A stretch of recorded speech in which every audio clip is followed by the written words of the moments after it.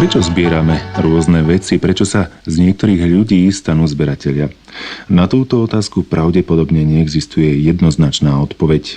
Každý zberateľ má vlastné dôvody. Niektorým sa ich zbierka jednoducho iba páči, niektorí to robia pre peniaze. Iní sa snažia zhromažďovať veci, ktorým ostatní ľudia prakticky vôbec nevenujú pozornosť.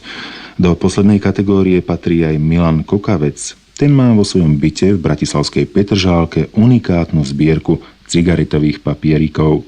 Na návštevu k Milanovi Kokavcovi sa vybral redaktor Mário Jokič. Ako sa cigaretovým papierikom podarilo osloviť vás, kedy ste ich začali zbierať? Cigaretové papieriky som začal zbierať v podstate počas mojej prvej návštevy Holandska, keď sme ako mladí chalani 4 stopovali cez hudobný festival v Trutnove až do Amsterdamu, kde sme sa išli nadýchať atmosféry a spoznať hlavné mesto Holandska. Aj Holandsko ako také veľmi ma oslovila kultúra fajčenia. V Holandsku je strašne vyvinutá a hlavne aj široká ponuka týchto cigaretových papierikov, ich grafické stvárnenie a hlavne tá ich rôznorodá farebnosť ma pritiahli k tomu, že som ich začal svojím spôsobom zbierať. Keď niekto niečo zbiera a rozpráva sa o tom, väčšinou ľudí zaujíma, aká je veľká jeho zbierka, koľko druhov papierikov máte vo svojej zbierke. Cigaretové papieriky v zásade rozdeľujem na king size alebo stovkové papieriky a papieriky krátke cigaretové 7 cm dlhé, ktoré sa používajú na šúlanie tabakových cigaret najčastejšie. Špecializujem sa na zbieranie krátkych cigaretových papierikov, ktorých mám okolo 100 kusov. Zbierku dlhých cigaretových papierikov king size som v podstate, dá sa povedať, že zrušil. Ako sa dostávate k novým papierikom a ako často máte vo svojej zbierke nový prírastok? Papieriky si kupujem väčšinou sám, hlavne na cestách mimo Slovensko, keďže na Slovensku je v ponuke zhruba takých 10-12 druhov papierikov. K novým kusom sa dostávam tiež tak, že známi mi zo svojich buď služobných ciest alebo dovoleniek, prípadne iných pobytov v zahraničí nosia nové kúsky ako suvenír. Dalo by sa povedať, že cez tieto papieriky sa dostávate aj k cestovaniu, alebo sú niekedy dokonca príčinou? Určite vždy, keď ja alebo moji blízki známi cestujú do zahraničia, majú inštrukcie vyhľadávať nové druhy papierikov, prípadne mi ich doniesť.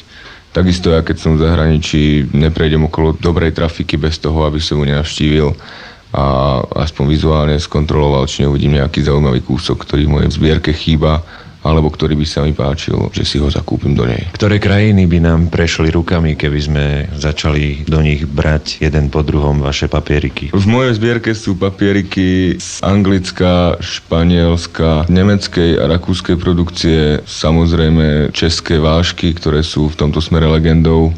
Ďalej mám papieriky z Juhoafrickej republiky, zo Spojených štátov, Portugalska a mnoho ďalších krajín, hlavne Európy. Ktoré z vašich papierikov sú pre vás najvzácnejšie? Mojou najobľúbenejšou značkou je britská Rizla a z tejto mám aj najviac druhov z jednej značky. Veľmi rád mám papieriky, ktoré som si doniesol z pobytu v Spojených štátoch, a to hlavne zelené papieriky s mentolovou príchuťou Alpha Sweet Mint. Aká je taká vaša najväčšia rarita v zbierke? Zo Spojených štátov amerických som si doniesol papieriky, ktoré sú vyrobené z lisovaných tabakových listov.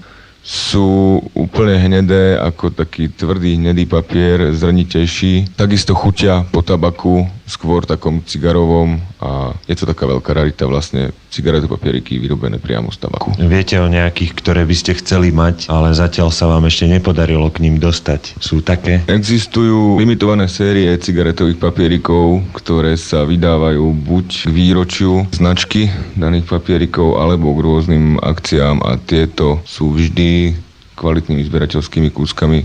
Vlastním možno 3-4 kusy takýchto papierikov. Táto otázka možno bude znieť trochu zvláštne, ale sú cigaretové papieriky iba papierové? Znie to síce zvláštne, ale cigaretové papieriky sa vyrábajú nielen z papiera vyrobeného z buničiny, čiže klasické papierové. Vyrábajú sa aj konopné papieriky, lanové papieriky a tiež papieriky kukuričné. Aspoň toto sú tie materiály, z ktorých papieriky sa vyskytujú v mojej zbierke. Ja osobne na Slovensku nepoznám veľa druhov papierikov. Ich tu asi naozaj málo, už sme vlastne aj spomínali, že asi 10-12 druhov. Tie, ktoré sa tu dajú kúpiť, odlišujú sa nejakým spôsobom od tých, ktoré máte zo zahraničia? Papierikov je veľmi veľa druhov. Sú tenšie, hrubšie, dlhšie, kratšie. Niektoré majú cut corners, čiže odstrihnuté rohy kvôli lepšiemu šúľaniu, ľahšiemu. V podstate sa však papieriky od seba príliš nelíšia. Najväčším kritériom je hrúbka papiera. Platí, že čím tenší papier, tým menej škodlivých splodín, ktoré vznikajú pri horení tabaku a teda papiera s ním. Chceli by ste sa, alebo ste sa už zúčastnili na nejakej výstave zberateľov? Bohužiaľ, nezúčastnil som sa na žiadnej výstave zberateľov, ani som nevidel podobnú zbierku v takom rozsahu, ako mám ja. Zberateľským zážitkom býva pre mňa návšteva kvalitne